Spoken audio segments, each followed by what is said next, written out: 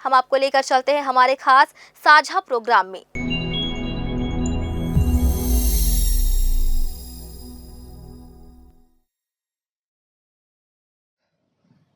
नमस्कार। Grand news की खास पेशकश साझा में आप सभी का स्वागत है।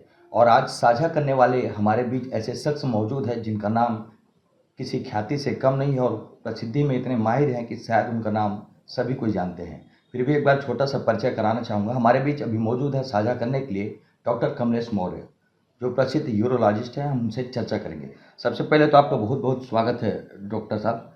मेरा पहला सवाल आपसे है कि जब एक मरीज का जीवन बदलता है, वो आपके पास पहुंचते हैं अपनी परेशानियों बीमारियों को लेकर, और जब आप उन्हें बेहतर बदलाव के साथ बहुत सुधार करते हुए भेजते हैं यहाँ से और उनके चेहरे में मुस्कुराहट आती है, उस वक्त आपको कैसा लगता है कि कोई मरीज यहाँ से खुशी से गया है? मेरे ख्याल से अगर आप किसी भी डॉक्टर की बात करें, हमारे लिए सबसे अच्छा पल वो होता है जब मरीज़ खुश होकर के जाता है और ठीक होकर के जाता है। और ख़ास करके जब कोई जटिल मरीज़ होता है जिसके बचने की संभावना कम होती है, और आप विश्वास मानिए जब ऐसे मरीज़ आते हैं तो डॉक्टर्स भी अपना पूरा दिन रात करके मेहनत करके जितनी भी उनको जानकारी है, जितना भी उनका नॉलेज है, उसके हिसाब से इलाज करते हैं। और मॉनिटरी बात करें तो वो एक तरफ होता है, और उसको बचाने की जो एक फीलिंग होती है वो बहुत ही अच्छी होती है। और हमें बहुत अच्छा लगता है कि जब ऐसे मरीज घर होकर जाते हैं, स्वस्थ होकर जाते हैं तो आपने बहुत साल पहले एक विकसित यूरोलॉजी, उन्नत यूरोलॉजी की शिक्षा ली है, तो किस तरह से आप यहाँ के जो ग्रामीण क्षेत्र के लोग आते हैं या शहर के, उनको किस तरह से आप लाभ देते हैं और इसका क्या फ़ायदा हो रहा है लोगों को? और आपकी जो पढ़ाई आपने जो इतने मेहनत से की है, उनका लाभ कैसे पा रहे हैं? जी देखिए, अभी क्या है कि अगर मैं अपने स्पेशलिटी की जो मेरा यूरोलॉजी है, यूरोलॉजी मतलब किडनी स्टोन से संबंधित जो बीमारियां होती हैं, उसके बारे में बात करें तो समय बहुत बदल चुका है। जब हम लोग पढ़ते थे 1998 में, 20 साल पहले, तब ज़्यादातर चीरा फाड़ वाली सर्जरी होती थी। परंतु आज के समय में वो सारी की सारी, इसको हम मिनिमल इन्वेजिव सर्जरी बोलते हैं, ये बहुत छोटे से चीरे या बहुत ही बिना चीरे के भी संभव हो जाती हैं। इसमें टेक्नोलॉजी का बहुत बड़ा योगदान है, क्योंकि उन्नत तकनीकें आ गई हैं। पहले ये चीज़ें बहुत महंगी होती थी और एक्सपर्टाइज अवेलेबल नहीं था, इसलिए बड़े शहरों में जाना पड़ता था। परंतु अब ये सुविधा सारी की सारी हमारे अस्पताल में भी अवेलेबल है और बिलासपुर में भी। तो इसका सबसे फ़ायदा ग्रामीण अंचल के लोगों को ही मिलता है, क्योंकि उनके लिए संभव नहीं हो पाता है कि वो बहुत दूर जाएँ या बड़े शहरों में जाकर के इलाज करा पाएँ अपना। और सबसे बड़ा फ़ायदा ये है कि जब चीरा नहीं लगता है या बहुत छोटा सा चीरा लगता है, तो ख़ास करके ग्रामीण अंचल के लोग जो मेहनत मजदूरी करते हैं, उनको काफ़ी दिक्कतें कम हो जाती है। क्योंकि बहुत सारे जो दिक्कतें होती हैं वो चीरे से जुड़ी होती हैं, कि हर्निया बनना, इन्फेक्शन होना या लंबे समय तक आराम करना, तो वो सारी चीज़ें इसमें नहीं हो पाती हैं।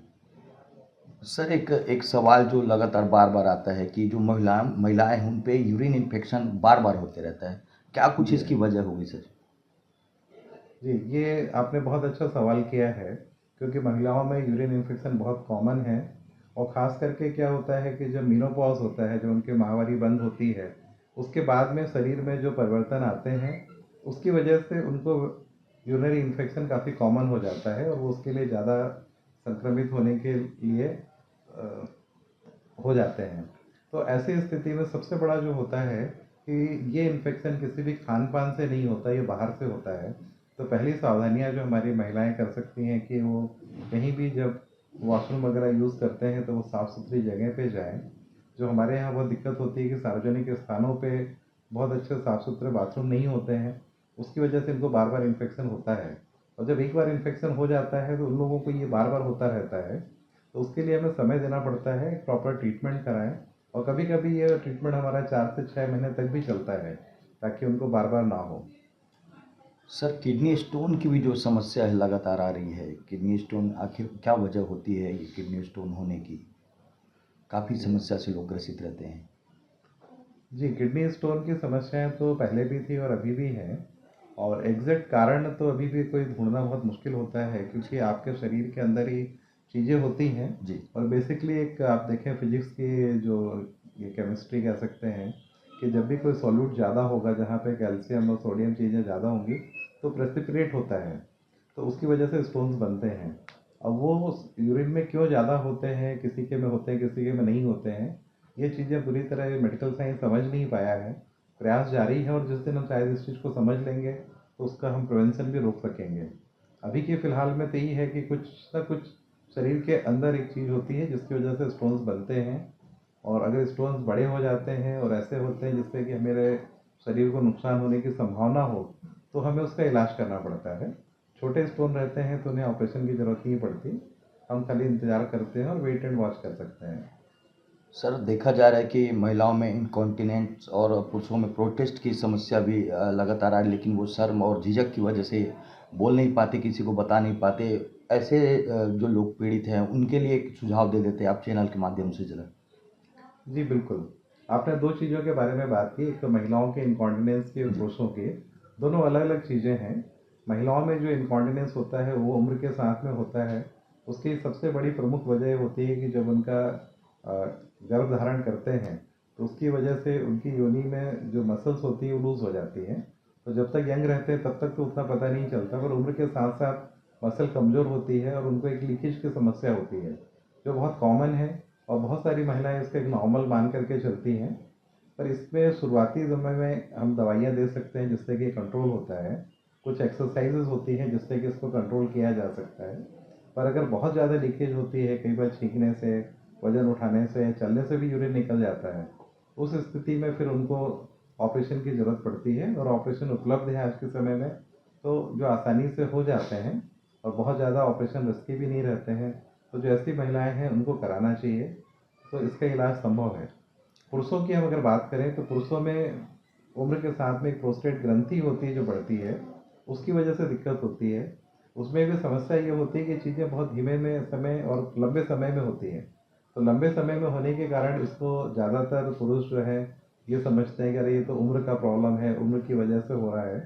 तो ऐसा नहीं है, अगर समय पे आएंगे तो आजकल दवाइयाँ बहुत अच्छी हैं, तो दवाइयों से इसका इलाज किया जा सकता है। सर, ये तो अब रहा, अब ये जो सवाल थे बीमारियों को लेकर या जो समस्या उनको लेकर थी, अब हम जी। साझा करना चाहेंगे आपके जो निजी जीवन, जो आपने पढ़ाई की है। आपने दूरबीन पद्धति भी पढ़ाई की है, जी। उसके बारे में थोड़ा साझा कर देते सर। जी। मैंने अपना यूरोलॉजी की जो पढ़ाई थी वो मैंने Amrita institute of medical sciences Kochi में किया, जो कि अपना बहुत ही जाना माना अस्पताल है और वहाँ पे सारी अत्याधुनिक सुविधाएं उपलब्ध हैं। और उसके बाद में अपनी ट्रेनिंग करने के बाद में फिर मैंने कुछ और ट्रेनिंग, हमारे नेपाल में डॉक्टर संजय खड़गी हैं जो कि काफ़ी फेमस है बहुत ही छोटे से चीरे से पथरी का इलाज करने के लिए। तो मैंने कुछ समय उनके साथ भी काम किया ताकि उसकी नई टेक्निक से मैं वाकिफ़ हो सकूँ और उसका फ़ायदा हम लोगों को मिल सके। लैप्रोस्कोपी में भी मेरा एक्सपोज़र काफ़ी अच्छा था, और उसको और करने के लिए फिर मैंने कुछ फेलोशिप ली जिसके लिए मैं ताइवान गया। ताइवान में 2-3 महीने वहाँ पे रह के डॉक्टर्स के साथ में आगे की ट्रेनिंग मैंने ली। तो ये थे हमारे खास पेशकश साझा के मेहमान डॉक्टर कमलेश मौर्य जी। कमलेश जी ने सब कुछ साझा किया, बहुत बेहतर तरीके से उन्होंने समस्याओं को भी बताया किस लिए होती है, और जो सुझाव उन्होंने दिए कि जो समस्या लोगों को, महिला या पुरुषों को होती है, तो वो झिझके ना, सीधा लोगों को ये जो झिझक होती है उसको दूर करें और डॉक्टर के पास पहुँचे, डॉक्टरों से सलाह लें और उचित दवाइयाँ लें। तो ये थी हमारी आज की खास पेशकश साझा। अगले मुलाकात फिर किसी एक नए हस्ती से होगी, तब तक के लिए इजाज़त चाहूँगा। धन्यवाद।